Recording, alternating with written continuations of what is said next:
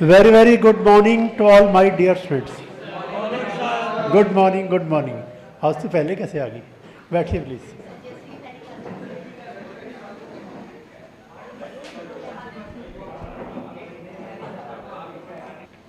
अब निकालो जीएसटी की book. Page number 18. Page number 18 मिल गया. पेज नंबर 18 है सभी की बुक में. देखो फिर, गुड्स एंड सर्विसेज टैक्स. ये टैक्स गुड्स की सेल पर भी लगता है और ये टैक्स सर्विसेज देने पर भी लगता है, इसलिए नाम क्या हो गया? Goods and services tax. इससे पहले गुड्स के ऊपर अलग टैक्स लगता था, सर्विसेज पर अलग टैक्स लगता था. तो गुड्स का टैक्स अलग था, सर्विसेज का टैक्स अलग था. तो गवर्नमेंट का उसका अलग, उसका अलग, उसका अलग टैक्स, उसका अलग टैक्स, उसके अलग प्रोविज़न, उसके अलग प्रोविज़न, उसकी अलग रिटर्न, उसके अलग रिटर्न, ख़त्म करो, मिलाओ, एक ही बात है.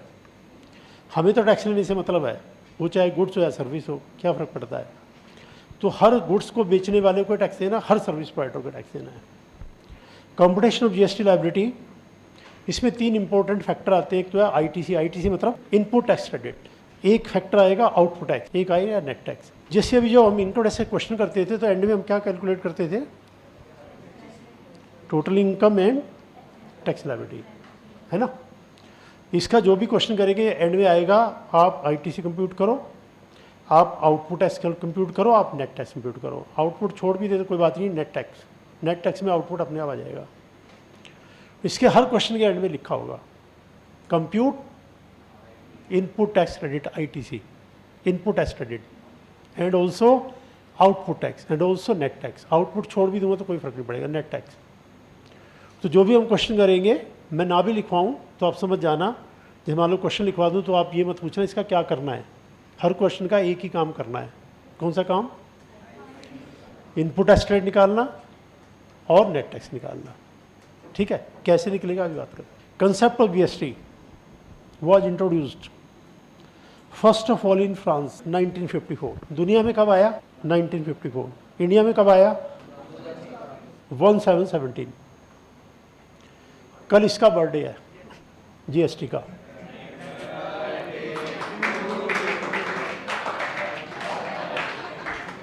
जीएसटी का है वो कल है. आज ही क्यों मना रहे हो? अच्छा, कल क्लास नहीं है. हाँ हाँ, आज ही मनाना पड़ेगा. तो कितने साल का हो जाएगा ये?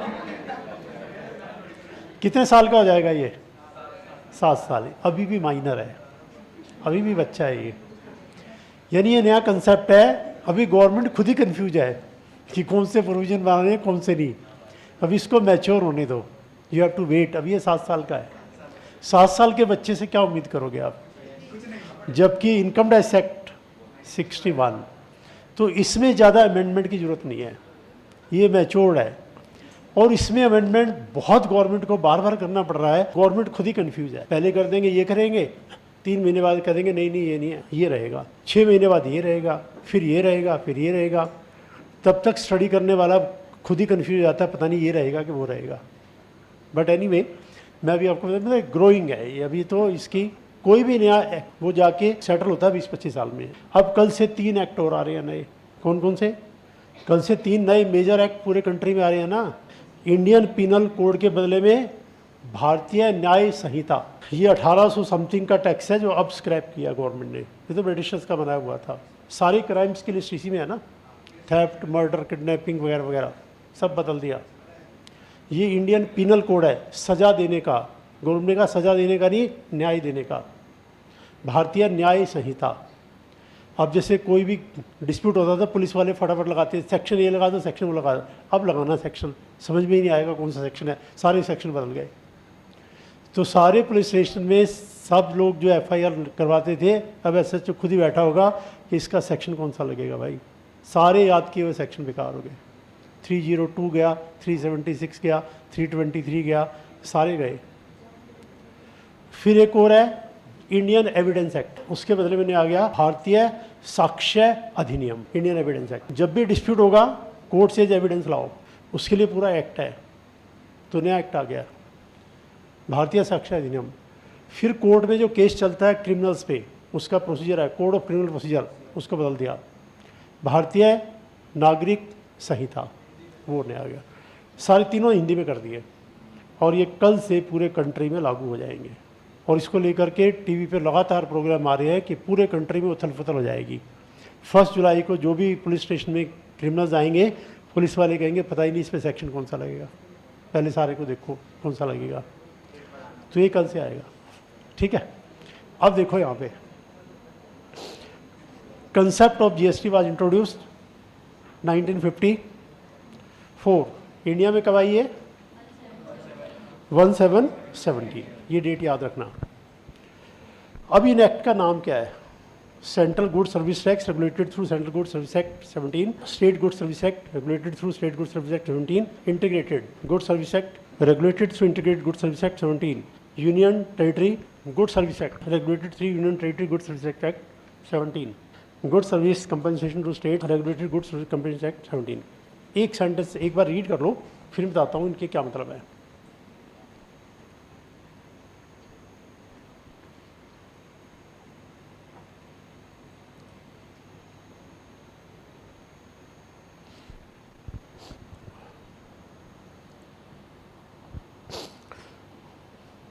देखो अब इनके क्या मतलब है। एक है CGST act 2017, central goods service tax act CGST। एक है SGST, state good service act, और आगे 17 ही है। एक है UTGST, union territory good service tax act. एक है इंटीग्रेटेड GST IGST, और एक है कंपनसेशन टू स्टेट्स एक्ट। देखो अब इसका मतलब क्या है। मैंने सामान बेचा मार्केट में 1 लाख रुपए का, तो गवर्नमेंट सेज ये जो सामान आपने बेचा भाई इस पर टैक्स लगेगा। टैक्स लगेगा मतलब आप बायर से टैक्स लेके हमें दो, ठीक है। गवर्नमेंट सेज, गवर्नमेंट कौन सी? सेंट्रल के स्टेट? इनकम टैक्स कौन सी गवर्नमेंट चार्ज करती है? सेंट्रल। तो हमने स्टेट की बात ही नहीं की, क्योंकि स्टेट्स को क्या दे रखा है? एग्रीकल्चरल इनकम, याद करो एग्रीकल्चरल इनकम, बाकी सब सेंटर के बाद। इसमें क्या है, जितनी भी आइटम बिकेगी, जो भी सर्विसेज देगा, सबको दोनों चार्ज करनी है, सेंट्रल का भी स्टेट का भी, दोनों गवर्नमेंट कह रही है। तो मैंने सेंट्रल गवर्नमेंट से पूछा भी तुम्हारा एक्ट कौन सा है जहाँ मैं स्टडी करूँ? उन्होंने कहा हमारा है सेंट्रल GST, स्टडी कर लो, इसमें दे रखा है वो चार्ज कर लेना। मैंने स्टेट से पूछा मैं तुम्हारा, उन्होंने कहा हमारा भी है, ये रहा, ये स्टडी कर लेना। तो मैंने कहा दोनों स्टडी करने पड़ेंगे? दोनों स्टडी करने पड़ेंगे, दोनों लगेंगे, सेंट्रल भी स्टेट भी। तो मैंने कहा स्टेट तो इतनी सारी है, मैं हरियाणा का स्टडी करूं, दिल्ली का, पंजाब का, कहाँ का? उन्होंने कहा सारे करो। अगर आप चार्ट अकाउंटेंट हो, कंसल्टेंसी लेने वाला दिल्ली का हुआ तो दिल्ली का पता होना चाहिए, हरियाणा का आ गया तो हरियाणा का पता होना चाहिए, पंजाब का आ गया तो पंजाब का पता होना चाहिए। तो इतने सारे स्टडी करने, हाँ इतने सारे स्टडी करो, लेकिन ज़रूरत नहीं है, बिकॉज यहाँ जो सेंट्रल गवर्नमेंट ने बनाया सारी स्टेट्स ने उसको कॉपी पेस्ट मार दिया। तो वो प्रॉब्लम ख़त्म कर दी कि भाई सब अलग अलग स्टडी करने की जरूरत नहीं है। सेंट्रल गवर्नमेंट ने कहा, पहले ये था हर स्टेट का अलग अलग था, सेंटर का अलग था, बंदा पागल हो जाए स्टडी करते करते। तो हर सी ये बोलता था जी मैं तो दिल्ली की प्रैक्टिस करता हूँ भाई, मैं और किसी स्टेट का कैसे नहीं रहता। आज सी क्या कह रहा है, पूरे इंडिया का कहीं का ले आओ, मैं तो हर जगह का ले लूँगा, क्योंकि सारी स्टेट का वही है, सेंटर का भी वही है, मुझे ज़रूरत क्या है, मैं सबका क्यों स्टडी करूँगा? तो एक स्टडी करूँगा, पूरे इंडिया का कोई क्लाइंट आ जाओ।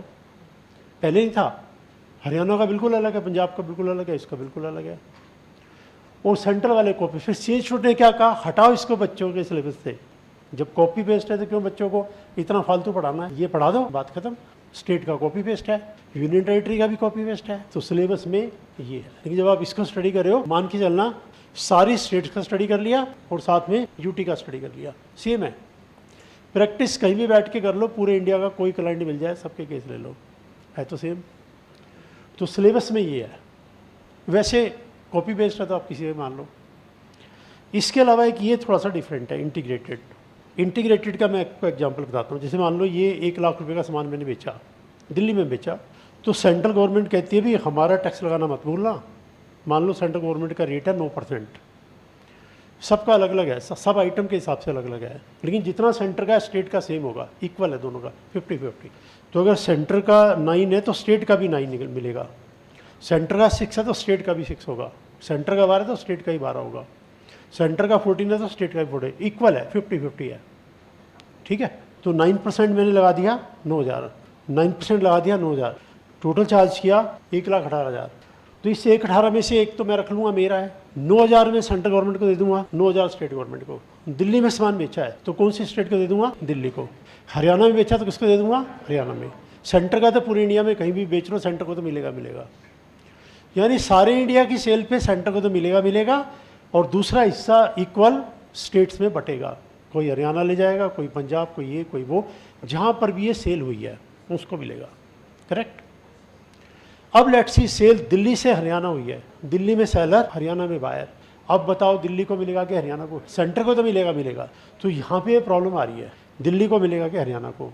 तो सेंट्रल गवर्नमेंट ने कहा ऐसा करो, तुम झगड़े मत करो, झगड़े मत पड़ो, आप सारा हमें दे दो, दिल्ली का हरियाणा का जिसका बनता होगा हम दे देंगे। कि सेलर तू इस झगड़े में मत पड़, सेंटर का कितना हरियाणा कितना दिल्ली, तू इस झगड़े में क्यों पड़ा है, तू मिला करके इकट्ठा 18% चार्ज कर दे, इसको बोलते हैं IGST, इंटीग्रेटेड GST। तू 18,000 चार्ज करके सेंट्रल गवर्नमेंट को दे दे, जिस स्टेट को जो देना हम अपने आप दे देंगे। तो one state to the other में CGST SGST नहीं लगेगा, क्या लगेगा, IGST। इकट्ठा करके किसको देना है, सेंट्रल गवर्नमेंट को। वो क्या करेगी, आधा तो अपना काट लेंगे, आधा इनको बांटेंगे। कैसे बांटेंगे वो मैं भी आगे बताऊँगा आपको, कहीं मैं रफ मीनिंग बता रहा हूँ कि एक बार पता लग जाए IGST एक्ट है क्या। तो सेंट्रल गवर्नमेंट सेज भाई सेलर तू स्टेट के चक्कर में मत पड़, किस स्टेट का है वो हमारा काम है, तू हमें दे दे, हम अपने आप आपस में निपटा लेंगे, हम जैसे भी देना होगा दे देंगे, तो IGST लगेगा। अब इसके अलावा तो अच्छा हमारे सिलेबस में एक तो CGST और एक IGST है, ये है सिलेबस में। स्टेट का GST नहीं है, UT का GST नहीं है, ये है, ये छोटा सा एक्ट है, वो मेन एक्ट है, ज़्यादातर उसी के प्रोविजन इसमें है। स्लाइड चेंज करेंगे तो ये बन जाएंगे, इसके 4-6 सेक्शन ही पढ़ने पड़ते हैं बस, बाकी सारा सेम कॉपी पेस्ट है, स्लाइड चेंज है।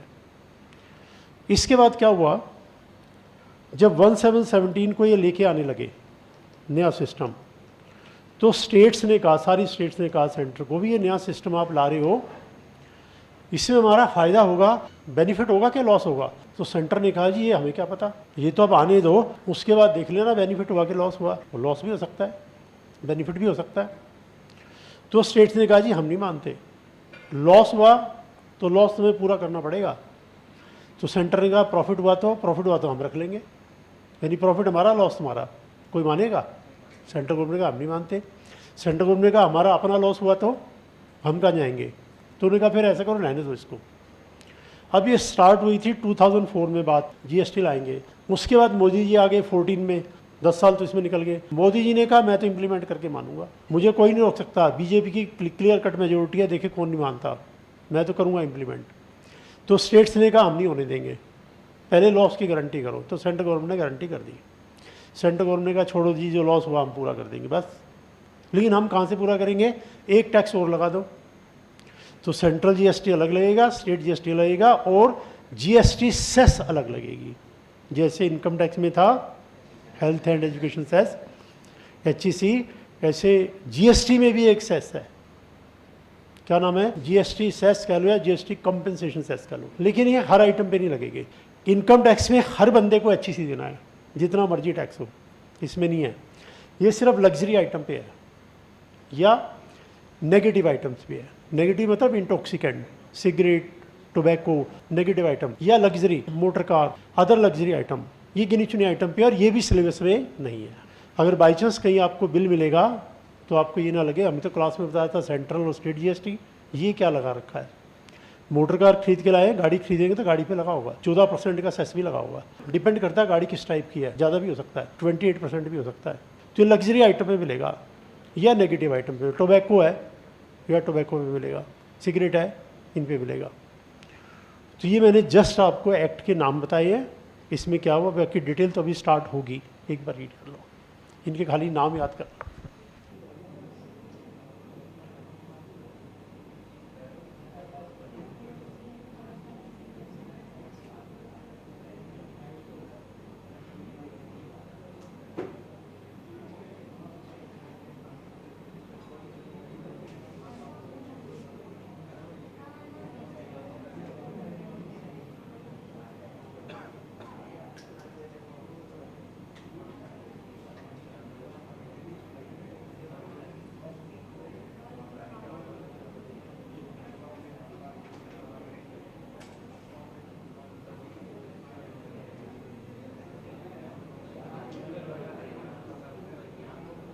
हल में देखो दोबारा, एक तो आपको करना है CGST एक्ट 2017।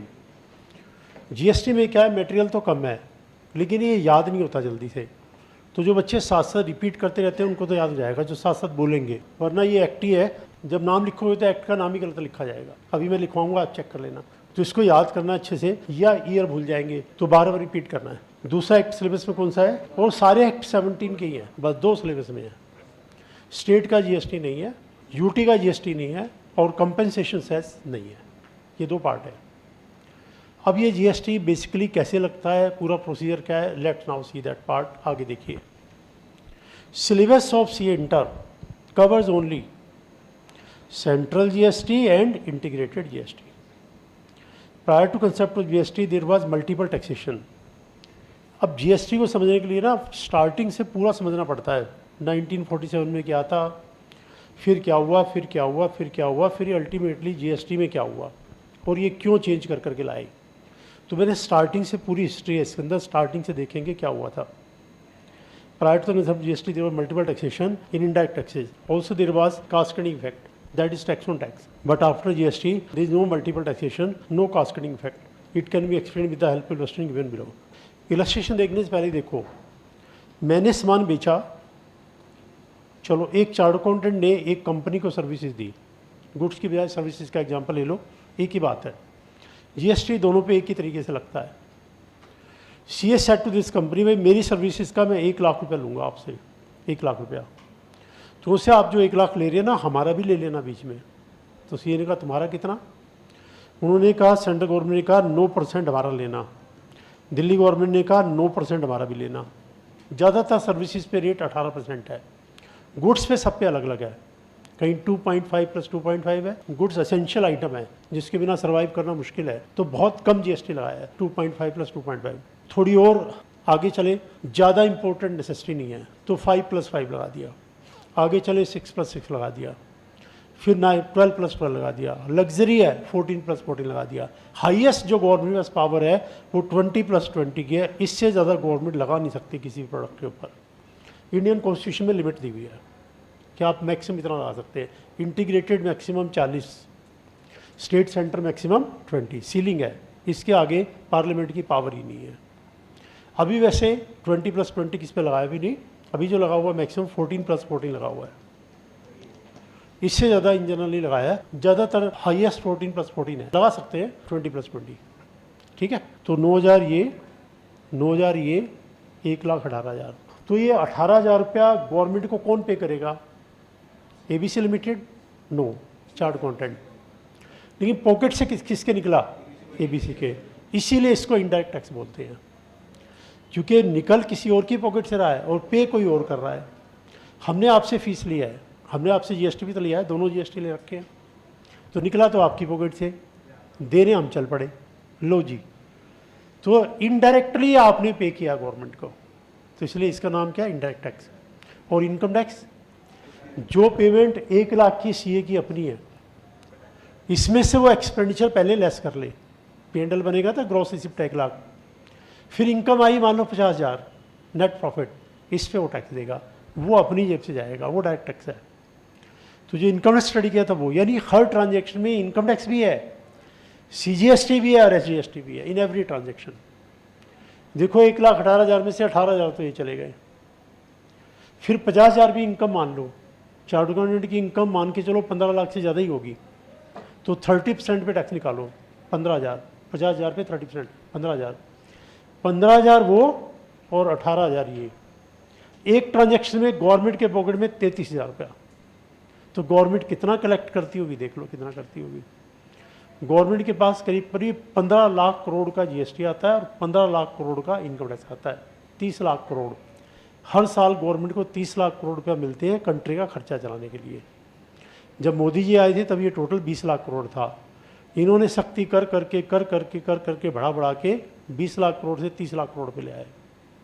इतनी ज़्यादा स्ट्रिक्टनेस की हुई है, इतना ज़्यादा एक्शन हो रहा है मार्केट के अंदर हेराफेरी करने वालों के अगेंस्ट में, वो फिगर को बढ़ा लिया। तो कंप्लीट स्ट्रक्चर ये रहेगा, हर ट्रांजैक्शन में GST भी है, इनकम टैक्स भी है। जब आप अपना पेमेंट लेंगे अलग से GST लो, बता के लो बंदे को कि भी ये टैक्स में ले रहा हूँ, ये गवर्नमेंट को देना है, वो हमें डायरेक्ट दे देना, वो हमें मतलब दे देना, टैक्स कहलाएगा इनडायरेक्ट टैक्स। और फिर आपकी इनकम का हिसाब बताओ, 1 लाख लिया है, कितने खर्चे हैं करो माइनस एक्सपेंडिचर, ये तो ग्रॉस रिसिप्ट है। 50,000 इनकम आई, अब इनकम टैक्स तो वो अपनी जेब से निकलेगा, वो कौन सा टैक्स है, डायरेक्ट टैक्स है। ठीक है, तो जैसे हम इनकम टैक्स स्टडी करते हैं तो एक पार्ट था, दूसरा पार्ट रह गया था। जब हम ये स्टडी करते हैं दोनों को मिला के तो पूरी बात समझ में आती है। वो तो आधी अधूरी थी जो अब तक स्टडी की, पूरी बात अब समझ में आएगी। हर जहाँ पे हम इनकम टैक्स बीच में मिला लेंगे तो मिक्स होके पूरी बात समझ में आ जाएगी। हर ट्रांजेक्शन में गवर्नमेंट को ये भी चाहिए, वो भी चाहिए, डायरेक्ट भी निकालो, इनडायरेक्ट भी निकालो, सेंटर को भी चाहिए, स्टेट को भी चाहिए, स्टेट को भी मिलता जा रहा है, सेंटर को भी मिलता जा रहा है।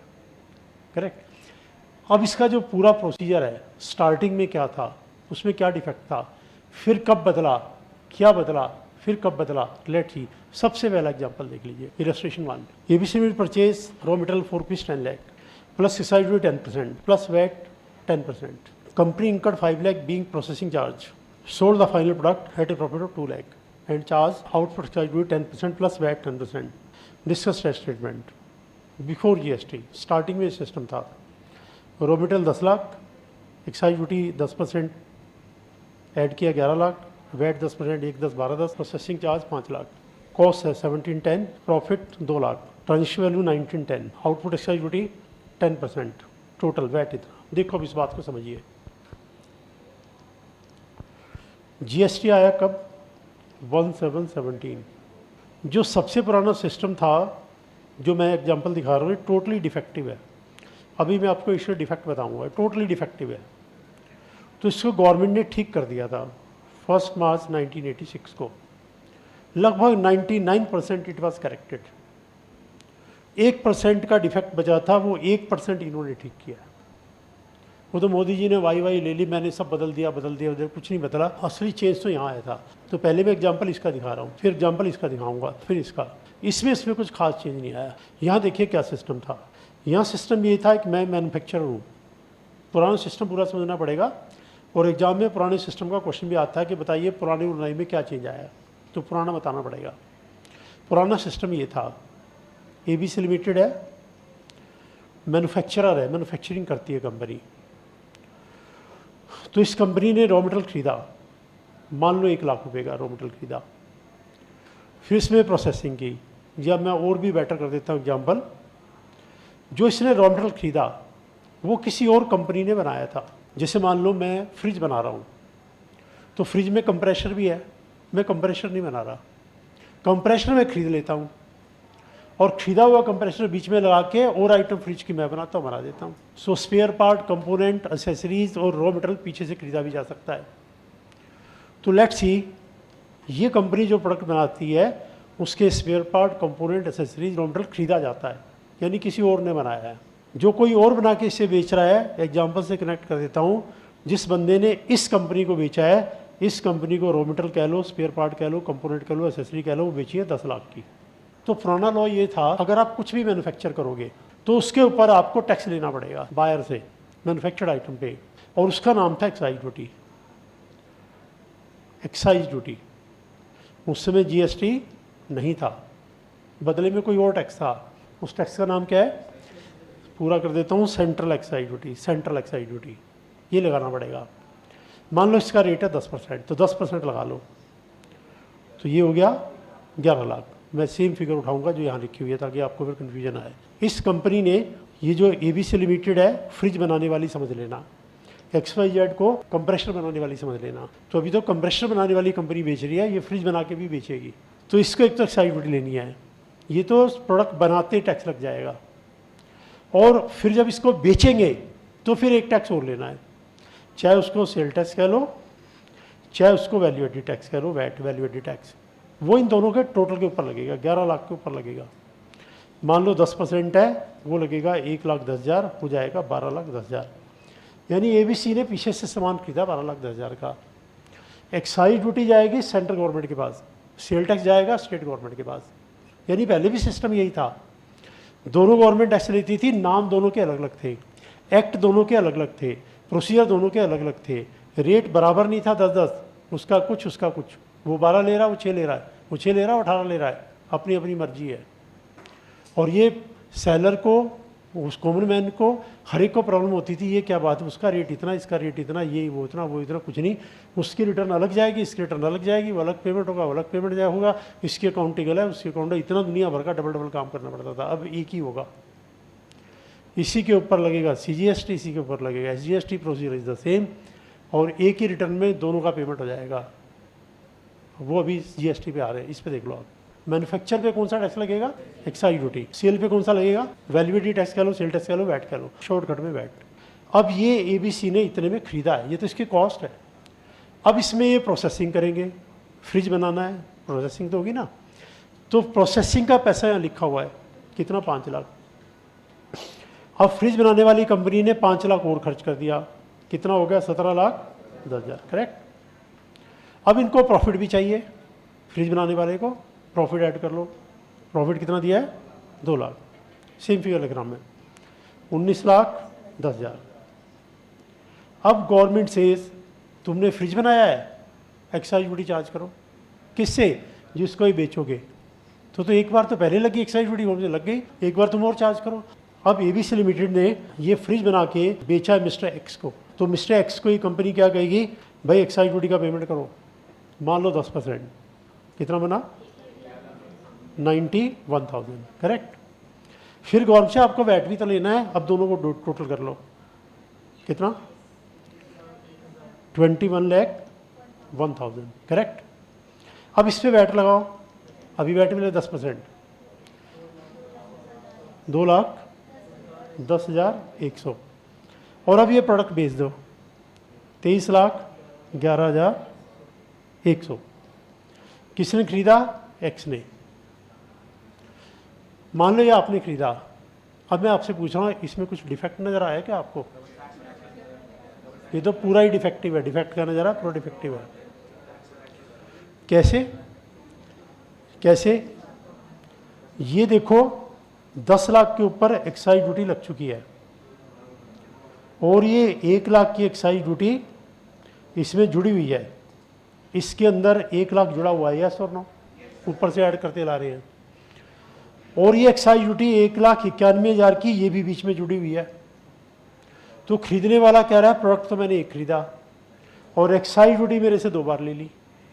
जब प्रोडक्ट एक है तो एक्साइज ड्यूटी भी तो 1 बार लो, this is called double taxation. ऐसे ही वैट का है, वैट ऊपर 1,10,000 का बीच में जुड़ा हुआ है, ये रहा वैट का जो अमाउंट है, ऊपर 1,10,000 का, ये वैट का अमाउंट बीच में जुड़ा हुआ है, और दोबारा फिर वैट लगा लिया, ये रहा, ये भी जुड़ा हुआ है, 2 बार एक्साइज ड्यूटी, 2 बार वैट, डबल टैक्स। फिर ये जो एक्साइज ड्यूटी थी 191, ये इसके अंदर जुड़ी, इसके अंदर जुड़ा, ऊपर वैट लगाया, यानी एक्साइज ड्यूटी के ऊपर वैट लगा दिया। ये देखो एक्साइज ड्यूटी बीच में आ रही है ना, ऊपर VAT, this called cascading effect, tax on tax. तो पब्लिक सेज, ये आप क्या कर रहे हो बताओ, प्रोडक्ट मैं एक खरीद रहा हूँ, 2 बार तो तुम्हें एक्साइज ड्यूटी चाहिए, 2 बार तुम्हें वैट चाहिए, फिर टैक्स के ऊपर टैक्स चाहिए। इसको सबसे पहले किसने समझा, फ्रांस ने 1954 में, और इसको करेक्ट कर दिया। करेक्ट कैसे करेंगे अभी हम बात करेंगे, there is a method to correct it. सारी दुनिया ने करेक्ट कर दिया, बाद में इंडिया ने करेक्ट किया इसे। 1986 तक लगभग सारी दुनिया ने करेक्ट कर दिया था, इंडिया ने भी करेक्ट किया 86 में, GST में थोड़ा चेंज आया। तो पहले आप ये देख लो डिफेक्टिव है कि नहीं है, करेक्शन की तो बात की बात है। डिफेक्टिव है, एक बात और आपको बताता हूँ कैसे डिफेक्टिव है। जनरल प्रिंसिपल टैक्स का क्या होता है, tax should be on cost plus profit. Tax का सारी कंट्री का, दुनिया का एक ही प्रिंसिपल है, it should be on cost plus profit. जितने में आपने खरीदा है वो तो आपकी जेब से गया ही है, उसके ऊपर जो आपने प्रॉफिट लिया है, एक्सपेंडिचर किया है, उसको वैल्यू एडिशन बोलते हैं। जितना आपने वैल्यू एडिशन किया उसको जोड़ के टैक्स लगा लो।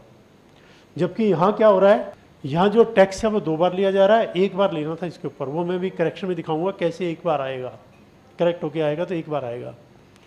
दूसरी बात, टैक्स के ऊपर टैक्स लिया जा रहा है, कास्केडिंग इफेक्ट। तो 2 डिफेक्ट है, एक मल्टीपल टैक्सेशन, एक कास्केडिंग इफेक्ट। इसको कैसे ठीक करेंगे वो अगले इलस्ट्रेशन में है, ये करेक्ट होगा। पहले आप चेक कर लो, दोबारा देख लो डिफेक्ट है कि नहीं है, पहले आप ये देख लो, पहले आप कन्विंस कर लो कि भाई हाँ भाई डिफेक्ट तो है। करेक्शन में मत जाना, करेक्शन में बताऊँगा, एक बार चेक करो, दोबारा देख लो इसको।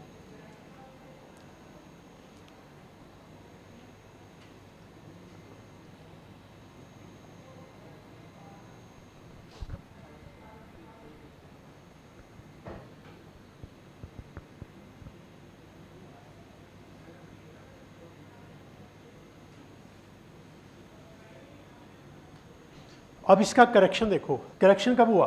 1986। देखो यहाँ पे modified tax structure before GST. GST में नहीं हुआ ये, जीएसटी से पहले ही हो गया 1986 में। उन्होंने कहा अच्छा एक काम करो, इस तरह से चार्ज करो। कैसे? वही रॉ मटेरियल 10 लाख, वो एक्साइज ड्यूटी 1 लाख, 11 लाख, 1 10 12 10। लेकिन हम क्या करेंगे, जिसने खरीदा है तुम ऐसा करो 1 लाख हमसे वापस ले लो एक्साइज ड्यूटी, और 1,10,000 वैट भी वापस ले लो, और इसका नाम रखा गया टैक्स क्रेडिट। देखो अगले पेज पर, assessee shall be allowed input tax credit. चलो ये पैसा आपको वापस करेंगे 1 लाख और 1,10,000। क्योंकि हम वापस करेंगे इसलिए आप इसे अपनी कॉस्ट में मत दिखाना। अब ये इसे अपनी कॉस्ट में नहीं दिखाएगा। Since tax credit is allowed, cost of final product अब की बार कैसे निकलेगी? 10 लाख का तो मेरी कॉस्ट है, 5 लाख का प्रोसेसिंग, 2 लाख का प्रॉफिट, 17 लाख। इस पे 170 की एक्साइज ड्यूटी और 187 का वैट। अब आप चेक कर लो, सिर्फ एक बार एक्साइज ड्यूटी लगी है और एक बार वैट लगा है। अब ये जो 170 हमने चार्ज किया था, उनसे जो आपका 1 लाख हमने वापस करना है, रियलिटी में वो वापस नहीं होता। इस 170 में से 1 लाख रुपये अपना माइनस कर लो, बैलेंस 70 आ गया, और 187 में से 1,10,000 माइनस कर लो, बैलेंस 77 आ गया। इस तरह से इसका डबल टैक्सेशन गायब हो गया। लेकिन अभी एक डिफेक्ट फिर रह गया, एक्साइज ड्यूटी के ऊपर वैट, कास्केडिंग इफेक्ट। तो बेसिकली जीएसटी में सिर्फ कास्केडिंग इफेक्ट गायब हुआ था। नीचे का पैराग्राफ देखो, excise duty VAT paid by raw material shall be called input tax, its tax rate is allowed, excise duty VAT on final product shall be called output tax, input tax rate shall be deducted from output tax, balance shall be called net tax. Still it has defect, है नाम का defect. क्या defect? There is VAT on excise duty. और जब GST आया तो GST ने इस डिफेक्ट को भी हटा दिया। पहले आप इस पार्ट को देख लो, फिर हम जीएसटी पे जाएंगे। इस पार्ट को देख के पहले डाउट पूछ लो, यहाँ तक आपको कहीं डाउट लग रही है, फिर जीएसटी पे आएंगे। अच्छे से देख लो इसको पहले।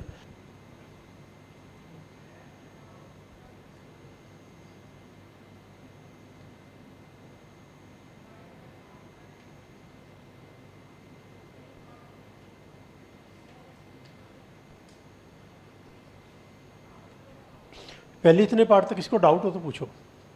डबल टैक्सेशन तो गायब हो गया, कास्केडिंग इफेक्ट अभी है।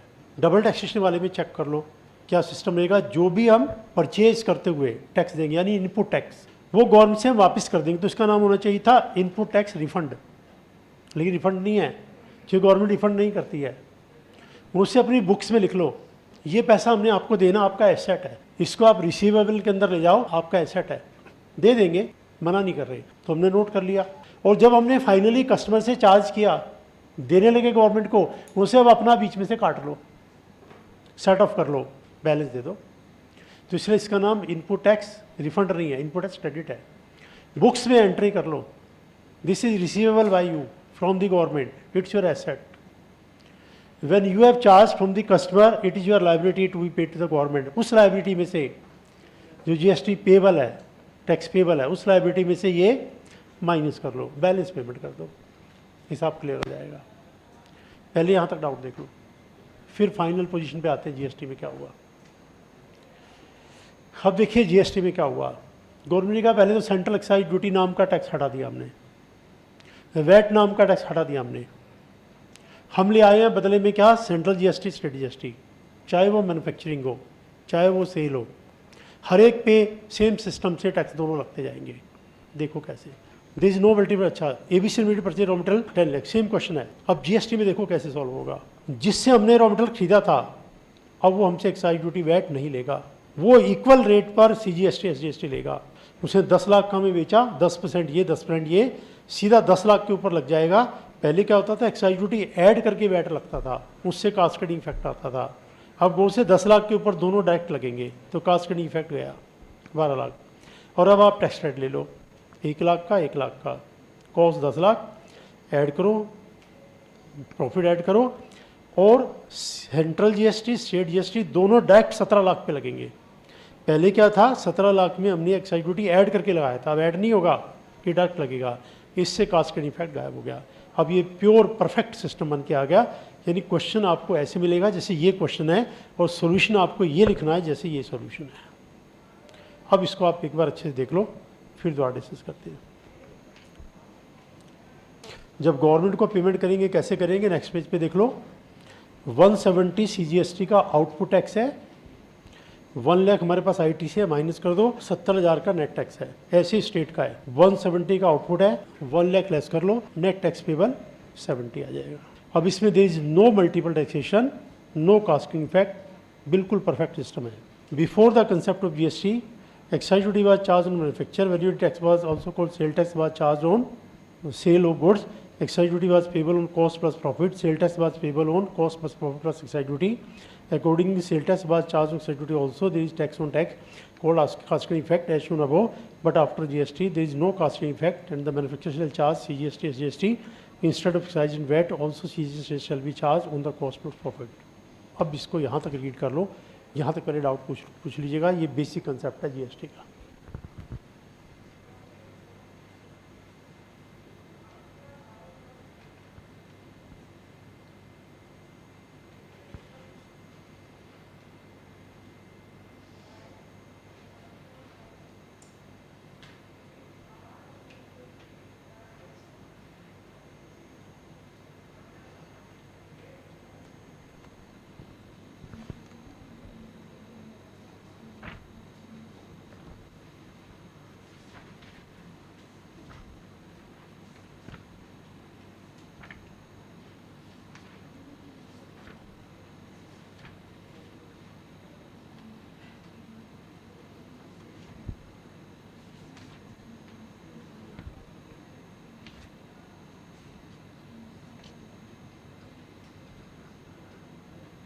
हाँ जी, यहाँ तक पहले डाउट पूछ लीजिएगा। थोड़ी इसकी अकाउंटिंग दिखाता हूँ, अकाउंटिंग कैसे होती है। अकाउंटिंग सिलेबस में ये लेकिन मैं दिखा रहा हूँ आपको।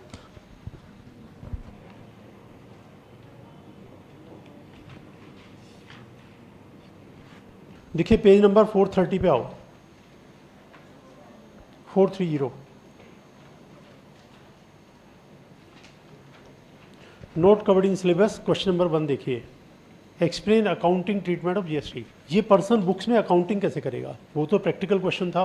Eight the time of purchase input GST paid shall be debited to GST credit receivable account and at the time of sale GST charge at output tax shall be credited to GST payable account and unutilised GST receivable account shall be shown in the balance sheet. ABC purchase goods of 10 lakh plus GST 1 lakh.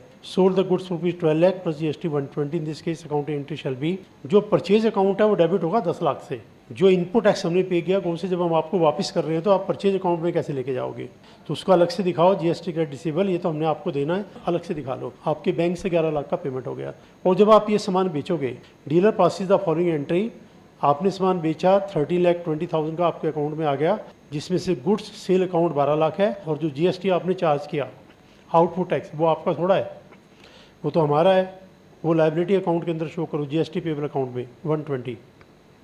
आप P&L के अंदर लेके जाएंगे 12 लाख रुपया credit करेंगे और ऊपर debit करेंगे 10 लाख। इसीलिए हमने इनकम टैक्स में कहा था GST का इनकम टैक्स के P&L से कोई लेना देना नहीं है। उसमें मैंने बताया भी था, जब हम इसकी अकाउंटिंग करेंगे GST की तो आपको क्लियर हो जाएगा, इसका इनकम टैक्स के P&L से कोई लेना देना नहीं है, ना 1 लाख का ना 1,20 का। अब जब हम पेमेंट करेंगे गवर्नमेंट को, dealer passes the following entry to record the liability for GST payable met by using the balance in the GST credit receivable account and balance by bank. GST payable account 120 और GST receivable 1 और 20,000 payment हो जाएगा bank से। Balance in GST credit receivable account are disclose in the balance sheet as on this. अगर कुछ balance बच जाएगा तो एसेट में है। तो एक बार आप रीड कर लो, मैं दोबारा बताता हूँ, अभी रीडिंग ले लो।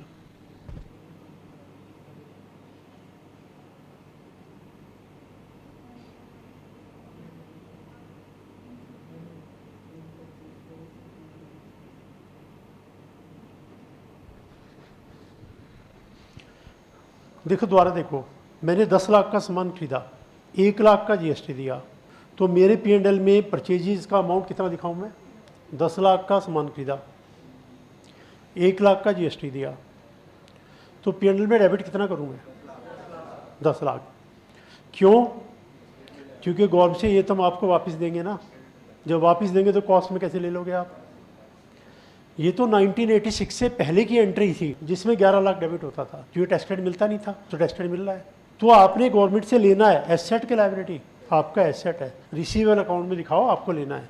फिर मैंने इसे 12 लाख में बेचा और 1,20,000 का GST लिया, तो मेरी सेल 12 लाख थी, 13,20,000। 12 लाख, क्योंकि ये एक पीस मेरा कहाँ है जो मैं अपने पेड में ले जाऊँ, उनसे तुम्हारा कहाँ है, ये तो हमारा है, ये तो आपकी लायबिलिटी है पेबल अकाउंट। तो पेबल में कितना आया 120, रिसीवेबल में कितना 1।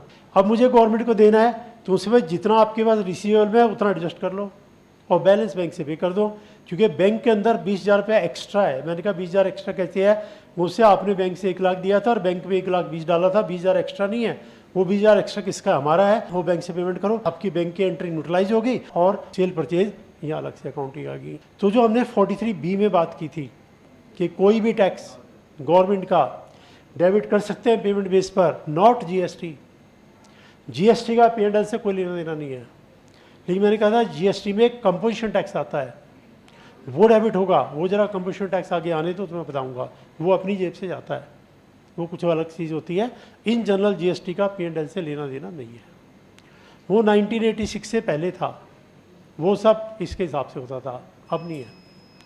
तो ये अकाउंटिंग जो मैंने अभी दिखाई है ये सिलेबस में नहीं है, लेकिन इस साल से फाउंडेशन के सिलेबस में डाल दिया, इतनी नहीं अच्छी खासी एडजस्टमेंट डाल दी है। तो अब मैंने अभी फाउंडेशन के बैच की क्लास ली थी, उनको करवाया था, करीब 4-5 घंटे का मटेरियल उनके अकाउंट में भी डाल दिया है। तो अब जो नेक्स्ट बैच आएगा उनको स्टार्टिंग पार्ट नहीं बताना पड़ेगा कि स्टार्टिंग पार्ट इतना जितना मैंने बताया सारा सिलेबस में है, उनके करीब 4-5 घंटे लगाए थे दिन, तो काफ़ी पार्ट उसमें है। जब बच्चे अब जो आएंगे तो ये बात छोड़ के आगे चलना पड़ेगा, पहले का पार्ट सारा उनको पता होगा कि ऐसे ऐसे है। आप दोबारा देख लो एक बार अकाउंटिंग।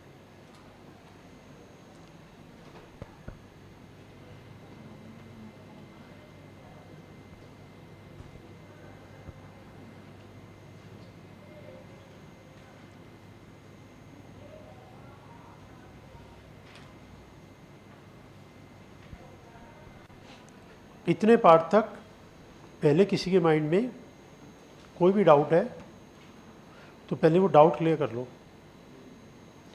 यहाँ तक कोई डाउट नहीं होनी चाहिए।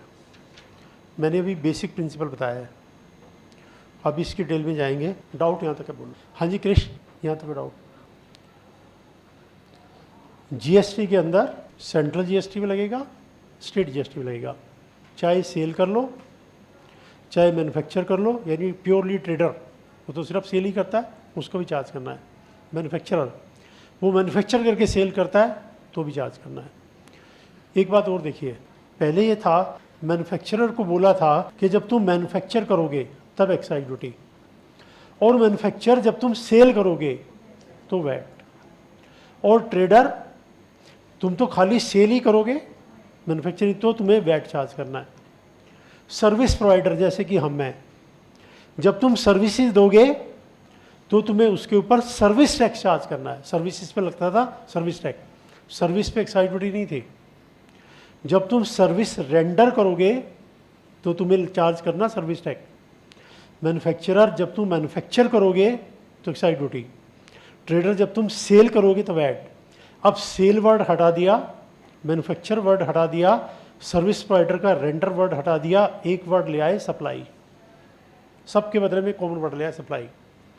Whosoever is supplying services or supplying goods is liable to charge GST। जब मैन्युफैक्चरर मैन्युफैक्चर करेगा कोई टैक्स नहीं है, जब मैन्युफैक्चरर उसे बेचेगा तो वो क्या कहलाएगी, सप्लाई, अब लगेगा टैक्स। जब ट्रेडर बेचेगा सप्लाई, अब लगेगा टैक्स। जब सर्विस प्रोवाइडर सर्विस देगा, सर्विस के लिए भी वर्ड सप्लाई लगा दिया। जीएसटी के हिसाब से I would say I am supplying services to you, पहले बोलते थे I am rendering services to you, I am imparting services to you. अब इम्पार्टिंग रेंडिंग वर्ड नहीं है, कॉमन वर्ड ले आए कि जीएसटी कब लगेगा, जब सप्लाई होगी। सप्लाई किसकी, चाहे गुड्स चाहे service. Section 9 charging section. Income tax का चार्जिंग सेक्शन कौन सा है, बोलो बोलो, सही बोल रहे हो। सेक्शन 4। Correct, section 4। सेक्शन 4 में था जिसकी भी इनकम है टैक्स देना पड़ेगा, चार्जिंग सेक्शन कहता है टैक्स देना पड़ेगा। इसका चार्जिंग सेक्शन 9 है, ये कह रहा है जब भी सप्लाई होगी, सेक्शन 9 कह रहा है टैक्स देना पड़ेगा आपको। आगे भी स्पेसिफाई कर रखा है सप्लाई किसकी, गुड्स और सर्विसेज, किसी की भी सप्लाई होगी तो आपको जीएसटी चार्ज करना पड़ेगा। तो सर्विस टैक्स पहले था, अब नहीं है। सेंट्रल एक्साइज पहले थी, अब नहीं है। सेल टैक्स या वैट पहले था, अब नहीं है। 3 टैक्स मैंने बोले जो पहले नहीं थे, क्वेश्चन एग्जाम में आता है लिस्ट बनाओ कौन कौन सी टैक्स पहले थी जो अब नहीं है, करीब करीब 10 टैक्स आएंगे, अभी मैंने 3 बोले हैं, 3 को समझ लेना। मैन्युफैक्चर पे लगती थी एक्साइज ड्यूटी, अब नहीं है। सेल पे लगता था वैट, अब नहीं है। सर्विस पे लगता था सर्विस टैक्स, अब नहीं है सर्विस टैक्स। और आगे और टैक्स भी आएंगे, धीरे धीरे डिस्कस करते जाएंगे। बाद में आएगा बेसिक कस्टम ड्यूटी, उसके बाद काउंटर वेलिंग ड्यूटी, उसके बाद स्पेशल एडिशनल ड्यूटी, उसके बाद सेंट्रल सेल टैक्स, ये सब पुराने हैं। सो धीरे धीरे आएंगे, अभी 3 याद कर लेना, 3 पुराने गए। क्वेश्चन आता है what are the taxes subsumed by GST, कौन कौन से टैक्स है जिनको जीएसटी ने अपने में अब्जॉर्ब कर लिया है, पुराने टैक्स। तो नाम तभी याद होंगे जब थोड़ा थोड़ा मीनिंग पता हो। एक्साइज का इतना ही मीनिंग पता हो, मैन्युफैक्चर पे लगता था। वैट का इतना मीनिंग पता हो, सेल पे लगता था। सर्विस टैक्स का इतना मीनिंग पता हो, सर्विसेज पे लगता था।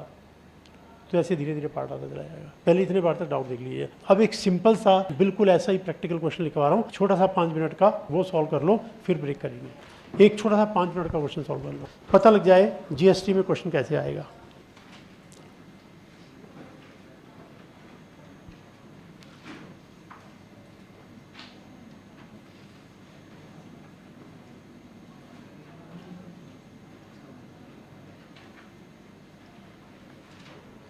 Mr. X purchase raw material rupees 20 lakh plus CGST 10% and SGST 10%.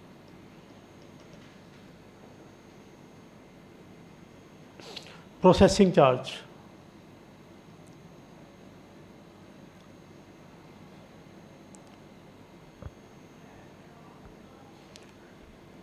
rupees 10 lakh. Profit 50%, own cost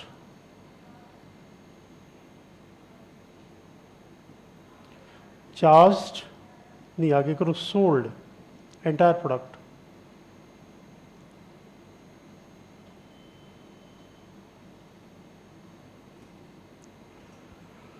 sold entire product,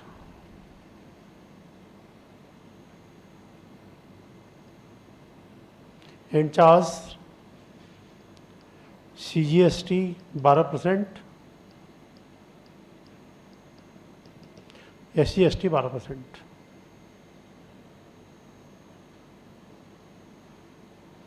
compute, अब देख लो मैंने क्या कहा था, क्या कंप्यूट करोगे, आईटीसी आउटपुट। आउटपुट छोड़ दूं तो भी कोई बात नहीं, आउटपुट तो निकालना ही पड़ेगा, आउटपुट के बिना नेट टैक्स आ ही नहीं सकता। बस इतना सॉल्व कर लीजिए। जीएसटी में प्रीवियस ईयर असेसमेंट ईयर नहीं होता। क्यों नहीं होता, इस क्वेश्चन के बाद बता दूंगा मैं आपको। There is no previous year, financial year होता है। Previous year assessment year concept इसमें नहीं है। क्यों नहीं है मैं बता दूंगा अभी आपको। पहले आप बुक ओपन कर लो, सेम क्वेश्चन निकाल लो, बिल्कुल मिला मिला के कर लो। पहला क्वेश्चन अपने आप मत करना, पहला क्वेश्चन बुक से मिला के करना, वरना सारा प्रेजेंटेशन उल्टा सीधा हो जाएगा। फर्स्ट क्वेश्चन अपने आप करने की कोशिश मत करना।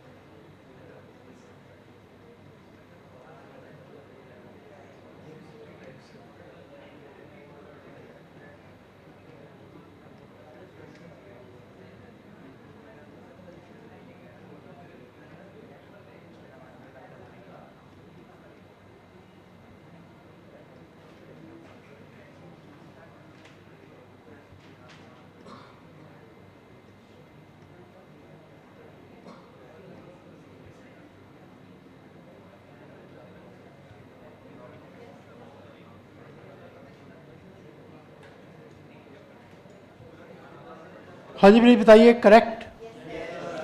जो सामान खरीदेंगे उस पर जो जीएसटी देंगे दैट इज इनपुट जीएसटी, उसका टेस्टेड मिल जाएगा। टेस्टेड का मतलब ये नहीं है कि रिफंड हो जाएगा, मुझे रिफंड नहीं करेंगे हम। आपका जब आउटपुट आएगा एडजस्ट कर लेना, और अगर साल के एंड में बच जाएगा तो बैलेंस शीट में आप एसेट में दिखा लेना, और अगले साल इसका कैरी फॉरवर्ड मिल जाएगा। और कैरी फॉरवर्ड कितने साल मिलेगा? अनलिमिटेड है, 100 साल तक आप कैरी फॉरवर्ड कर लो, वापस नहीं करेंगे। Because it is understood input tax हमेशा कम होता है, आउटपुट टैक्स हमेशा ज़्यादा होता है, तो बचेगा कैसे? हर इंसान सस्ते में खरीदता है और हर इंसान महंगे में बेचता है। जब महंगे में बेचेंगे तो आउटपुट तो ज़्यादा आएगा। बहुत रेयर हो सकता है जब आप सामान को लॉस में बेचेंगे, लॉस में बिकेगा, कम में बिकेगा, तब ये प्रॉब्लम आएगी। तब आपके पास बचेगा कैरी फॉरवर्ड कर लो या बिजनेस को बंद कर लो, वापस हम नहीं करेंगे। तो ये इनपुट टैक्स क्रेडिट ये रिफंड नहीं होता, इसीलिए इसका नाम रिफंड नहीं है, वरना इनपुट टैक्स रिफंड हो सकता था। क्रेडिट इसीलिए है, बुक्स में एंट्री करते जाओ, एडजस्ट हो जाएगा। लॉस में कौन बेचेगा? बेचेगा, 1 साल बिजनेस बंद करेगा, फिर भी चला रहे हो चलाई जाओ, हम तो वापस नहीं करेंगे। देखो डाउट यहाँ तक, ठीक है? ब्रेक करते हैं, ब्रेक के बाद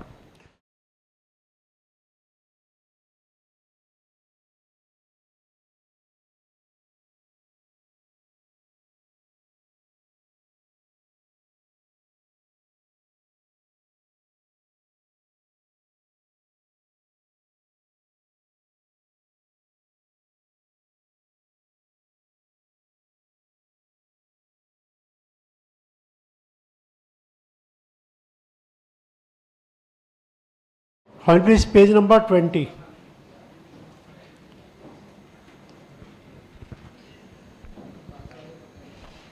Payment of GST. A supplier shall be required to pay GST up to 20th of next month and has to file challan number PMT 06. Payment is to be made online. However, the counter payment can be made through authorized bank for deposit up to 10,000 rupees per challan per tax period by cash, check or demand draft. As per section 70, GST shall be rounded off in the multiple rupee 1. If there is 50 paisa or more, it will be rounded off to the higher multiple, otherwise it will be ignored. In case of delay in payment of tax, as section 50, interest shall be charged 18% per annum for the period of delay. In case of excess payment, refund shall be granted within 60 days for date of application, otherwise interest shall be allowed under section 56 at a rate of 6% per annum. इतना एक बार read कर लो।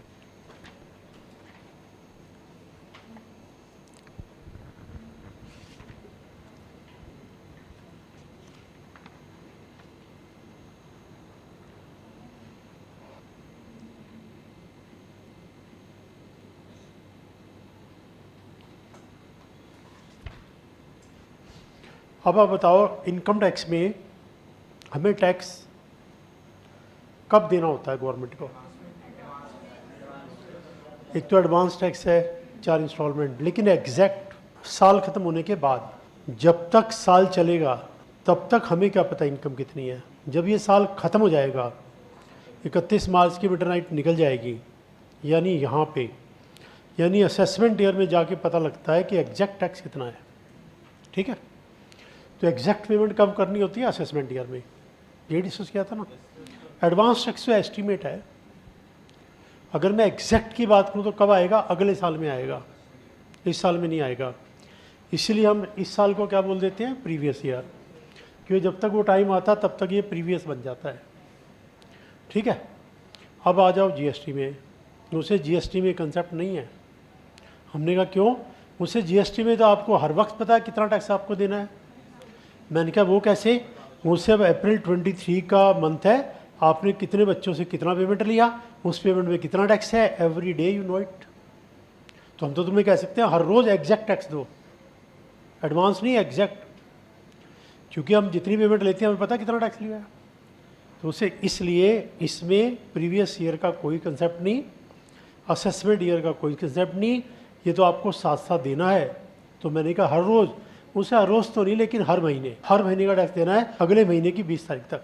तो कोई previous year नहीं, कोई assessment year नहीं, exact payment होगा अगले महीने की 20 तारीख तक।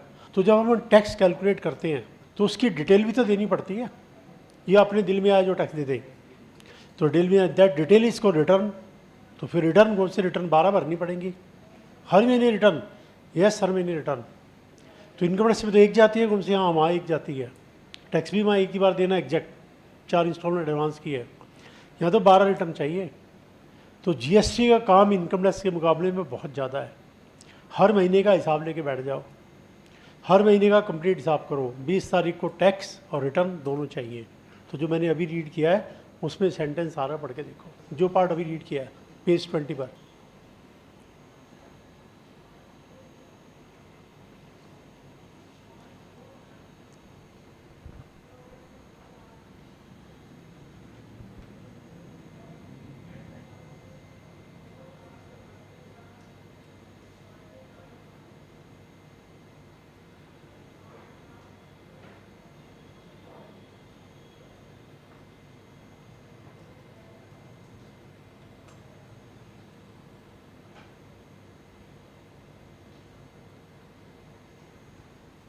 देखो दोबारा फिर, क्या जीएसटी में प्रीवियस ईयर असेसमेंट ईयर है? बिल्कुल नहीं। इनकम टैक्स में तो प्रॉब्लम क्या है, जब तक साल खत्म होता नहीं इनकम पता नहीं लगती है, टैक्स नहीं पता लगता। वो तो अगले साल में हिसाब होगा। तो जिस साल का हिसाब करें प्रीवियस, जिसमें करें असेसमेंट ईयर। जीएसटी में ऐसा नहीं है। जीएसटी में तो एक दुकानदार ने सामान बेचा, कितना टैक्स लिया है कस्टमर से उसे पता है, ये रहा कितना। गवर्नमेंट चाहे तो कह दे डेली पेमेंट करो आप, उसे डेली तो बहुत मुश्किल है, हर महीने करना पड़ेगा। तो जीएसटी का पेमेंट हर महीने दे। जब पेमेंट करेंगे तो कम से कम डिटेल भी तो चाहिए, कैसे कैलकुलेट किया भाई, डिटेल लाओ ना।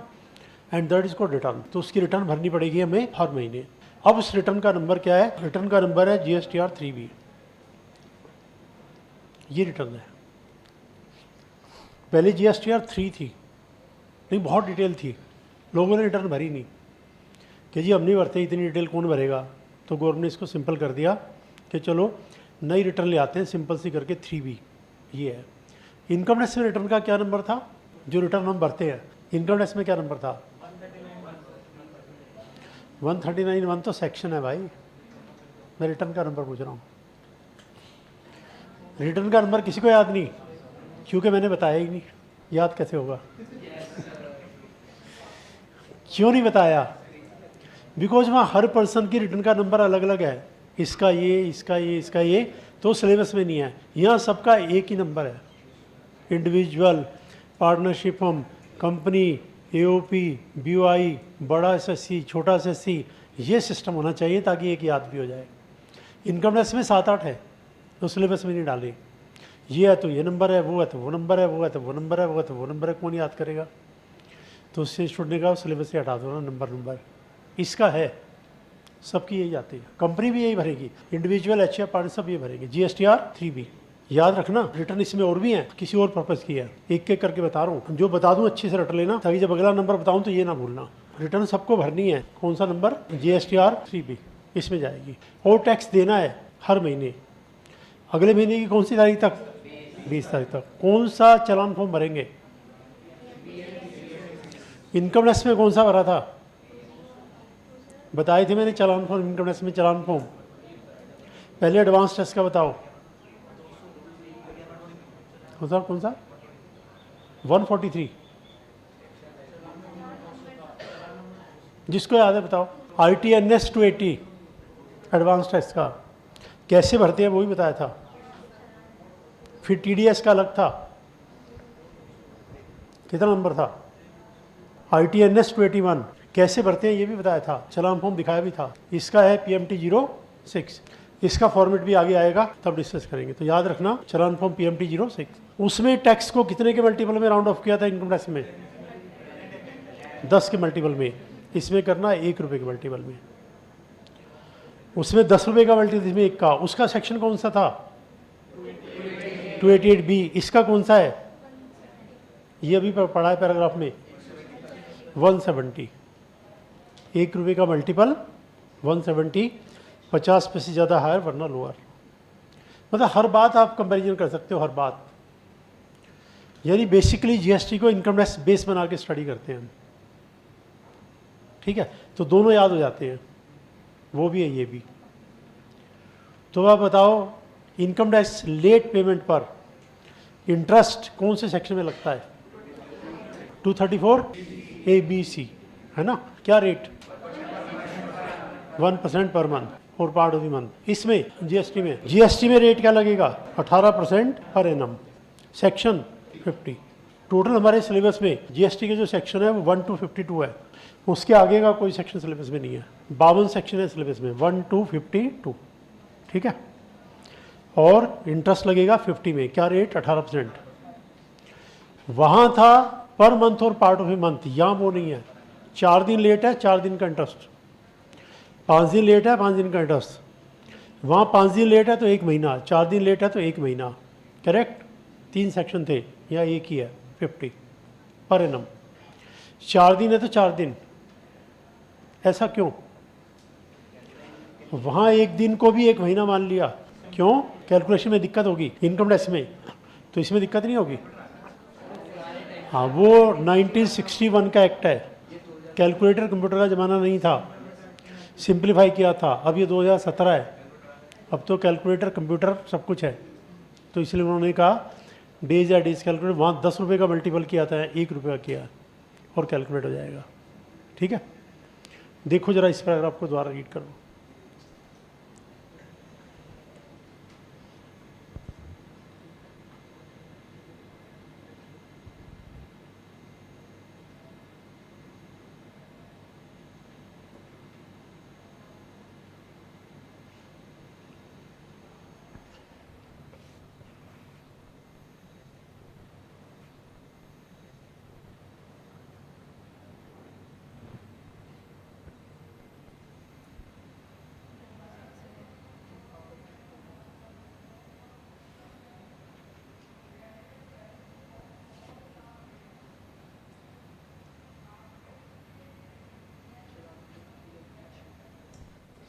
इनकम टैक्स ज़्यादा दे दिया, रिफंड का इंटरेस्ट कितना मिलेगा 0.5%। इनकम टैक्स में बात की थी, सिलेबस में नहीं है वो, वैसे मैंने बताया था। जीएसटी का रिफंड, इसका भी इंटरेस्ट है, ये भी सिलेबस में नहीं है क्योंकि ये सेक्शन 56 है और हमारे सिलेबस में 52 है, ये भी जस्ट वैसी बात कर रहे हैं। रिफंड का इंटरेस्ट सिलेबस में नहीं है, ना इनकम टैक्स का ना इसका। इनकम टैक्स रिफंड के इंटरेस्ट का सेक्शन कौन सा था मैंने बताया था, लेकिन मैंने ये कहा था सिलेबस में नहीं है। जैसे इसका बता रहा हूँ 56 सिलेबस में नहीं है, किसी को याद हो? देखो मैं बता रहा हूँ, एग्जाम में मार्क्स खाली अंडरस्टैंडिंग से नहीं आते, अंडरस्टैंडिंग के साथ जो बच्चे क्रैमिंग करते हैं मार्क्स उनके आते हैं। अगर ITNS 280 281 याद ही नहीं है तो मार्क्स कैसे आएंगे? उस समय जब हम करते हैं तब तो याद हो जाते हैं। जैसे ये है, जितना मटेरियल मैं आज करवा रहा हूँ जीएसटी में, अगली क्लास में इतना ही नया आएगा और जैसे नया आएगा पुराना भूल जाओगे आप। तो इसलिए मैं बार बार क्यों बोल रहा हूँ कि जब नया आए तो पुराना नहीं भूलना है। तो ऐसे तो भाई इतनी क्लासेज हैं, हर क्लास के अंदर इतना ही मटेरियल हो रहेगा और पुराना भूलते जाएंगे तो दिक्कत करेगा। तो रिफंड का सेक्शन कौन सा है? जीएसटी का 56। क्या रेट मिलेगा? 6%। चार्ज कितना कर रहे हैं? 18%, 3 गुना। इनकम टैक्स में क्या था? ले रहे हैं 1, दे रहे हैं 0.5, आधा था, इसमें और कर दिया। फिर इसमें जब हम रिफंड मांगेंगे उसके 60 डेज में रिफंड आ गया, कोई इंटरेस्ट नहीं है। अगर 60 डेज निकल गए तो 60 डेज के आगे इंटरेस्ट है, after 60 days. Of course 56 syllabus में, लेकिन जनरल बातें तो पता ही होनी चाहिए क्योंकि आर्टिकलशिप में आपको एक बहुत काम आएगी। फिर रीड कर लो एक पैराग्राफ। रीड का मतलब है ऐसे याद कर लो कि दोबारा भूलना नहीं है। रीड का मतलब ये होता है, कुछ बच्चे समझते हैं रीड का मतलब है रीड करो और भूल जाओ साथ साथ। नहीं, रीड करो मतलब कभी ना भूलो, ऐसा रीड करो, रीड बिटवीन द लाइन्स।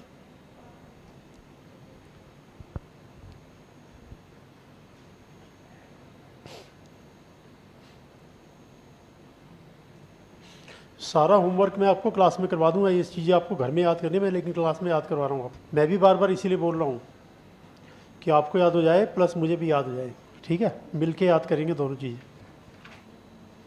अब बोलो डाउट यहाँ तक, अब पहले डाउट बोलो यहाँ तक। रिपीट कर रहा हूँ मैं। देखो एक पॉइंट और प्रगति ने कैच किया पॉइंट, पेमेंट कैसे करनी है, ऑनलाइन या ऑफलाइन? ऑनलाइन। देखो इनकम टैक्स एक्ट कब बना? आज तक 100% ऑनलाइन नहीं हो पाया, आज तक 100% ऑनलाइन नहीं हो पाया, पार्टली ऑनलाइन है। और जीएसटी का कमाल देखो, पहले ही दिन से 100% ऑनलाइन है, पहले ही दिन से 100% ऑनलाइन है। आप इनकम टैक्स डिपार्टमेंट पूछो तो मैं कह दूंगा सिविक सेंटर चले जाओ, 20 मंजिल है, सारा इनकम टैक्स डिपार्टमेंट है। झंडे वाले चले जाओ, वो सर्च करते हैं, इनकम टैक्स डिपार्टमेंट वो है। इंटेलिजेंस विंग, सी एच शूट से मिंटो रोड की तरफ जाओ, राइट साइड में एक जगह है, वहाँ पे उनका इंटेलिजेंस विंग है। और अगर पैन कार्ड बनवाना है आर के रूम चले जाओ। अब आप पूछो जीएसटी, मैं कहूँगा कोई ऑफिस नहीं है, कोई ऑफिस ही नहीं है। यस, कोई ऑफिस नहीं है। जैसे व्हाट्सएप का कोई ऑफिस देखा कहीं पे? व्हाट्सएप का ऑफिस है ही नहीं, यूट्यूब का ऑफिस है ही नहीं, इंस्टाग्राम का है ही नहीं, काम सारे चल रहे हैं। तो ऐसे ही जीएसटी का है, तो कोई ऑफिस नहीं है इसका। पोर्टल है जीएसटी पोर्टल, जीएसटी पोर्टल पे जाओ, वहाँ सारे काम वहीं हो जाएंगे, वही विंडो ओपन होगी, काम करो, काम फिनिश करो, वहीं से हो जाएगा सब कुछ। जैसे हमारा व्हाट्सएप अकाउंट है, दुनिया भर की चैटिंग करो, बंद कर दो, सेव होके रहेगा, डिलीट ना मारो। तो ऐसे वहाँ पे डिलीट वहाँ करना ही नहीं है, काम करके छोड़ दो, दोबारा काम करना, आगे काम कर लो। कोई बात होगी वहाँ से मेल आएगी, हर बात की वहाँ से मेल आएगी। रिटर्न फाइल करेंगे, कन्फर्मेशन आ जाएगा, your return has been accepted. सारा का सारा ऑनलाइन है। बीच में एक सेंटेंस लिखा है, एक बंदे को जीएसटी देना है, वो कह रहा है मेरी तो जरा सी दुकान है भाई, जरा सा मेरा 5,000 का जीएसटी है, मेरे पास कंप्यूटर ही नहीं है, इंटरनेट नहीं है, मैं कहाँ से दूंगा जीएसटी, जाओ मैं देता ही नहीं जीएसटी। उनसे ये बात भी हो सकती है भाई, चलो 10,000 तक का इसका टैक्स है, चेक काटो, चालान भरो, जाओ बैंक में जमा करवा दो। तो ओवर द काउंटर अलाउड है 10,000, इससे ज़्यादा नहीं। पर टैक्स पीरियड हर महीने देना है, हर महीने 10,000 तक। क्वार्टरली पे करना है, हर क्वार्टर 10,000 तक, टैक्स पीरियड के हिसाब से। एक बार रीड करो, ये 100% ऑनलाइन है। एक बार इसकी साइट भी खोल लो, निकालो अपना मोबाइल, www.gst.gov.in,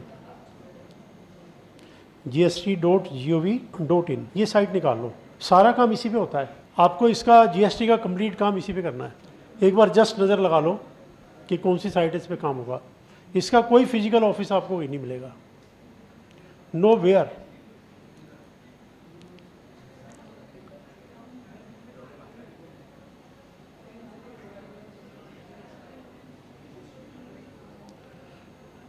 हाँ जी, मिल गया, चेक कर लो, एक बार देख लो, वैसे ही पलट के देख लो क्या है क्या नहीं है, थोड़ा बहुत नज़र लगा लो।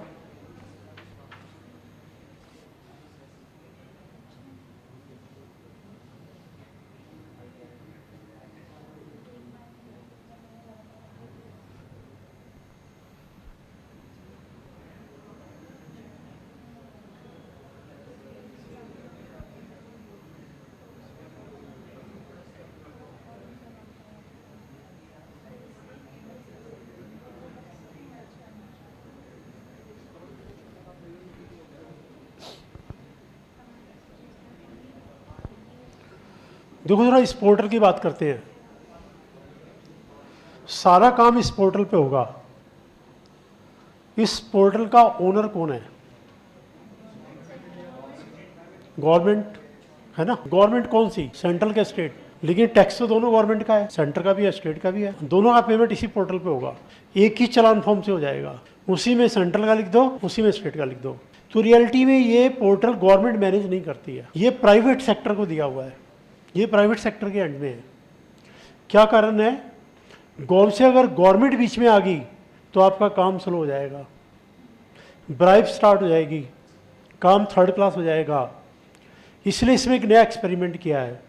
एक आउटसाइडर प्राइवेट एजेंसी सारा टैक्स लेगी और लेकर के गवर्नमेंट को दे देगी, और उस एजेंसी का नाम है GST network, GSTN, popularly GST network. ये सेक्शन 8 की एनपीओ है। सेक्शन 8 आपने कंपनी एक्ट में स्टडी किया होगा, क्या उसमें एनपीओ है ना? तो ये नॉन प्रॉफिट मेकिंग कंपनी है सेक्शन 8 की GSTN, और इसके पास ये सारा काम दिया गया गवर्नमेंट ने। इसके शेयर डिफरेंट बैंक्स के पास हैं, इसके शेयर गवर्नमेंट के पास भी है, गवर्नमेंट ने भी इसके शेयर होल्ड किया। तो गवर्नमेंट शेयर होल्डर है, गवर्नमेंट का डायरेक्ट इन्वॉल्वमेंट नहीं है। काम ये करेगी GSTN, क्योंकि दुनिया भर का खर्चा भी तो होगा ना, वो कौन देगा? वो सेंट्रल गवर्नमेंट भी इसके शेयर होल्डर है, स्टेट गवर्नमेंट शेयर होल्डर है, और काफ़ी सारे बैंक्स हैं जो इसके शेयर होल्डर हैं, और ये एक इंडिपेंडेंट बॉडी है। तो गवर्नमेंट से हमें कोई ये तो कह ही नहीं सकता कि आपके गवर्नमेंट ऑफिसर ने ब्राइब मांगी थी, उनसे गवर्नमेंट ऑफिसर तो है ही नहीं, ब्राइब किसने मांग ली? गवर्नमेंट तो बीच में है ही नहीं। आप कह रहे हो गवर्नमेंट काम नहीं करती, गवर्नमेंट तो है ही नहीं, ये तो प्राइवेट पर्सन है, और ये काम नहीं करते, कंप्लेंट भेजो, हटा देंगे इनको, दूसरा प्राइवेट सेक्टर आ जाएगा। और इन्होंने वो पोर्टल बनाई, GST पोर्टल इन्होंने बनाई है, मैनेज ये कर रहे हैं। जीएसटी पोर्टल बनाने के लिए इन्होंने किसकी सर्विस ली? इन्फोसिस की। सारा काम इन्फोसिस के पास है। इन्फोसिस को पेमेंट कौन कर रहा है? जीएसटीएन। मैनेज करना, top class IT infrastructure provide करना किसकी ड्यूटी है? इन्फोसिस की। तो ये बनेगी। अब इसमें देखो काम कैसे होगा। मैं सर्विस प्रोवाइडर हूँ, तो सबसे पहले मैं इस साइट पे जाऊँगा, जीएसटी नेटवर्क gst.gov.in, इस पर जाऊँगा और यहाँ पे डिमांड करूँगा पासवर्ड और लॉगिन आईडी और पासवर्ड वगैरह, वो डिमांड करूँगा। तो मुझसे सारे पर्टिकुलर पूछेंगे, वो क्या नाम है, बिज़नेस का क्या नाम है, कितनी टर्नओवर है, प्लेस ऑफ बिजनेस क्या है, उसके डॉक्यूमेंट्स किधर है, रेंट एग्रीमेंट किधर है, कन्वेंस डीड कहाँ है, आधार कार्ड कहाँ है, पूरे पर्टिकुलर मांगेंगे कंप्लीट।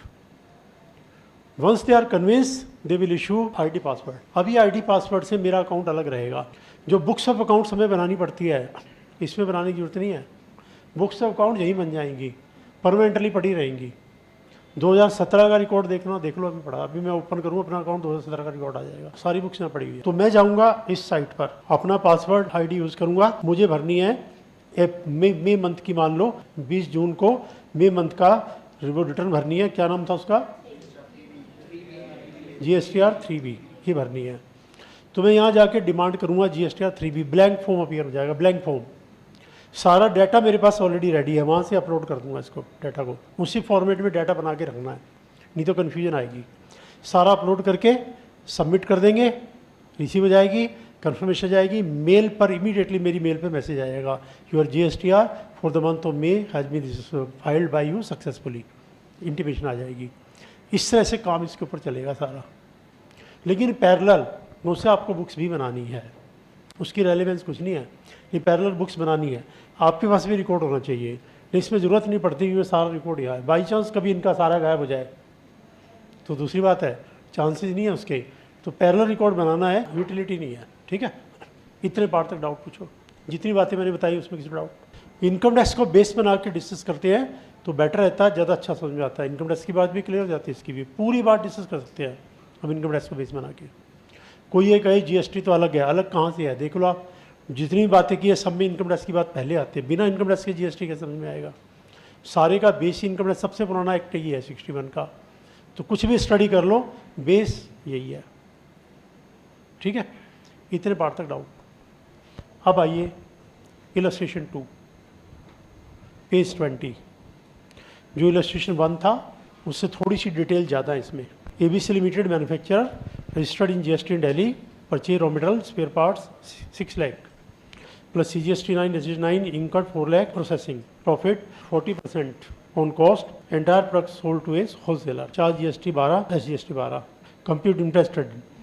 अब उसमें एक्सटेंड कर दिया, अब होलसेलर ने आगे बेचा है तो होलसेलर अपना कैलकुलेशन करेगा। Wholesaler further sold it to retailer, profit of 30% on cost, charge CGST 23%। फिर इस रिटेलर ने आगे कंज्यूमर को बेच दिया। तो हमें मैन्युफैक्चरर का भी टैक्स निकालना है, होलसेलर का भी और रिटेलर का भी, तीनों का निकालना है। यानी एक ही क्वेश्चन में 3 पार्ट हो गए क्वेश्चन के। तो सबसे पहले मैन्युफैक्चरर का देखो, रॉ मटेरियल खरीदा 6 लाख, CGST SGST दिया, वो हमें टैक्स क्रेडिट मिल जाएगा, तुम्हारी कॉस्ट 6 लाख रहेगी। प्रोसेसिंग ऐड किया, कॉस्ट 10 लाख, प्रॉफिट ऐड किया, प्रॉफिट ऐड करके और टैक्स चार्ज कर दिया। उसके बाद जो हमारे पास इनपुट एक्सट्रेट था माइनस करके बैलेंस टैक्स दे दिया।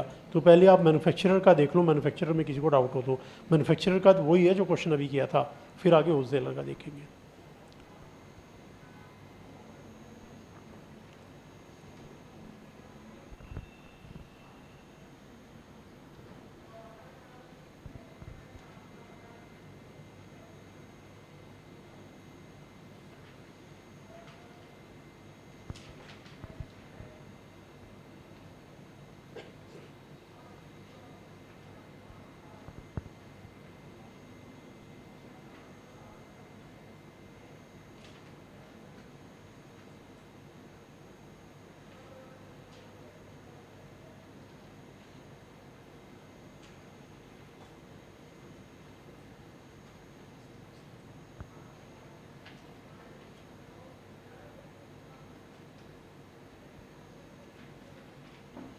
अब आगे होलसेलर का देखो, प्रोसेस सेम है। होलसेलर ने खरीदा 1736 में, उसमें जो टैक्स जुड़ा हुआ था उसका उससे टैक्स क्रेडिट मिल जाएगा, तो माइनस कर दो, तो कॉस्ट आएगी 40 लाख। इसमें प्रॉफिट ऐड कर लो, और फिर इसको सेल करो, आउटपुट टैक्स आ जाएगा। आउटपुट टैक्स से जितना हमारा आईटीसी था माइनस कर देना, नेट टैक्स आ जाएगा। अब होलसेलर का देख लो।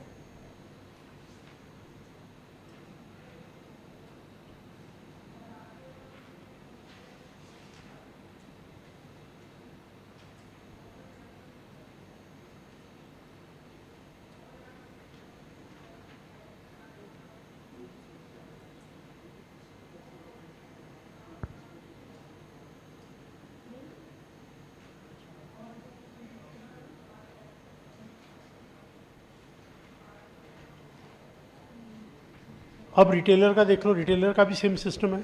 जितने में खरीदा जितना टैक्स है हटाओ, टैक्स रेट मिलेगा। बैलेंस ले लो, प्रॉफिट ऐड कर लो, आउटपुट टैक्स चार्ज कर लो, आईटीसी माइनस कर दो।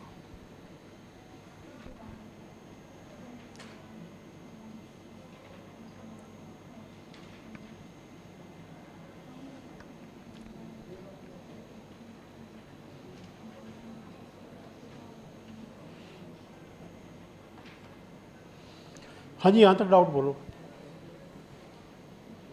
यहाँ तक किसको डाउट? सिंपल सिस्टम, जितना टैक्स पे किया टैक्स रेट मिलता जाएगा, वो कॉस्ट में नहीं आएगा। फिर जब आउटपुट चार्ज करेंगे जितना आईटीसी माइनस कर दो, डिफरेंस पे कर दो। पे कब तक करना है? अगले महीने की 20 तारीख तक, नॉट एडवांस, एग्जैक्ट। साथ में रिटर्न जाएगी। रिटर्न कौन सी? GSTR 3B। पहले 3 थी, वो बहुत डिटेल्ड थी, बहुत कन्फ्यूजन था उसमें, तो अब सिंपल कर दिया, 3B कर दिया। इनकम टैक्स में नाम नहीं हमने याद किए, नंबर याद नहीं किए, बिकॉज वहाँ बहुत सारी है, यहाँ एक ही है। जो मर्जी हो सबकी रिटर्न एक ही है, कंपनी इंडिविजुअल सबकी, GSTR 3B अगले महीने की 20 तारीख तक। तो पहले यहाँ तक जिसको डाउट है पूछो, कोई जनरल डाउट है पूछो, कोई स्पेसिफिक डाउट है पूछो, इतने बार तक। GST को लेकर कोई भी डाउट है पहले पूछो, इतने बार तक। हाँ जी बोलो जी डाउट। अब देखो जो पेज नंबर 22 है उस पर इलस्ट्रेशन 3 है। यहाँ से कंसेप्ट बदलेगा, नया टॉपिक आएगा, तो बेटर है मैं नेक्स्ट क्लास में करवा दूँगा आपको, है ना। यहाँ तक अच्छे से कराना, यहाँ तक का सारा पार्ट अच्छे से याद कर लेना। अगर यहाँ तक का अच्छे से याद नहीं करोगे अगली क्लास में फिर प्रॉब्लम आएगी। पूरा याद होना चाहिए। इनकम टैक्स का ही पूरा याद कर लेना, क्योंकि सारे GST में इनकम टैक्स सारे में चलता रहेगा पैरेलल। ठीक है, ओके, थैंक यू।